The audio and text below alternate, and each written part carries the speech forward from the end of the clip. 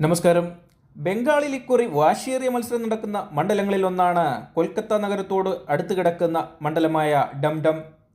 മൂർഷിദാബാദിൽ CPM party സെക്രട്ടറിയും മുതിർന്ന നേതാവുമായ മുഹമ്മദ് സലീം മത്സരിക്കുന്ന മണ്ഡലമാണ് ഏറ്റവും വാശിയേറിയ മത്സരം നടക്കുന്നതെങ്കിലും വാശി ഒട്ടും ചോരാതെ മത്സരം നടക്കുന്ന മറ്റൊരു മണ്ഡലമാണ് ഡംഡം. ഇവിടെ CPM പാർട്ടിയിലെ മുതിർന്ന നേതാക്കളിൽ ഒരാളായ സുജിൻ ചക്രവർത്തിയാണ് ഇടതുപക്ഷത്തിനു വേണ്ടി മത്സരിക്കുന്നത്. വിജയം മുന്നിൽ കണ്ടു തന്നെയാണ് CPM മുതിർന്ന നേതാവിനെ ഇവിടെ ഇറക്കിയിരിക്കുന്നത്.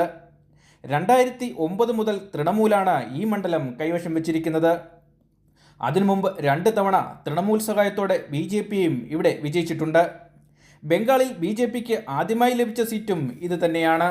തൃണമൂലിൻ്റെ സൗഗത റായിയാണ് സ്ഥിരമായി ഇവിടെ ജയിച്ചു വരുന്നത്. 2019 BJP CPMനെ പിന്തള്ളി ഇവിടെ 2ാം സ്ഥാനത്തെത്തിയിരുന്നു. എന്നാൽ ഇത്തവണ കാറ്റ് CPMന് അനുകൂലമെന്നാണ് ബംഗാൾ CPM ഘടകം പറയുന്നത്. ഇത്തവണ പോരാട്ടം CPMും തൃണമൂലും തമ്മിലാണെന്നാണ് സ്ഥാനാർത്ഥി പറയുന്നത്.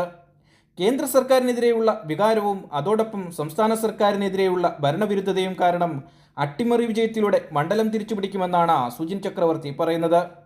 BJPക്ക് വലിയ തിരിച്ചടിയാണ് ബംഗാളിൽ ഉണ്ടാകുമെന്ന റിപ്പോർട്ടുകൾ പുറത്തുവന്നതിനെ തുടർന്ന് അതോടൊപ്പം തന്നെ പൗരത്വ ഭേദഗതി BJP കൊണ്ടുവന്നതിലും CPMൽ നിന്ന് BJPയിലേക്ക് പോയ വോട്ടുകൾ തിരികെ പാർട്ടിയിലേക്ക് എത്തുമെന്നും ബംഗാൾ ഘടകം കരുതുന്നു. ഇത്തവണ ബംഗാളിൽ ശക്തമായ മത്സരം തന്നെയാണ് CPMന്റെ നേതൃത്വത്തിൽ കാഴ്ചവെച്ചുകൊണ്ടിരിക്കുന്നത്. ഗ്രാമപ്രദേശങ്ങളിലാണ് കൂടുതൽ പാർട്ടി വളർന്നു വരുന്നതെങ്കിലും നഗരപ്രദേശങ്ങളിലും പാർട്ടിയുടെ തിരിച്ചുവരവ് പ്രകടമാണ്. നഗരപ്രദേശമായ ഡംഡമിൽ ഇത്തവണ CPM വിജയിക്കുമെന്ന് തന്നെയാണ് CPM ഘടകം പറയുന്നത്.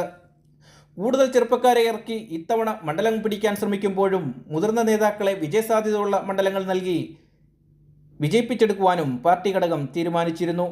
ഇതിൻ്റെ ഭാഗമായാണ് മുതിർന്ന നേതാക്കൾക്ക് ഇത്തരം മണ്ഡലങ്ങൾ ലഭിച്ചിരിക്കുന്നത്. CPMലെ ശക്തനായ നേതാവ് തന്നെയാണ് സുജിൻ ചക്രവർത്തി.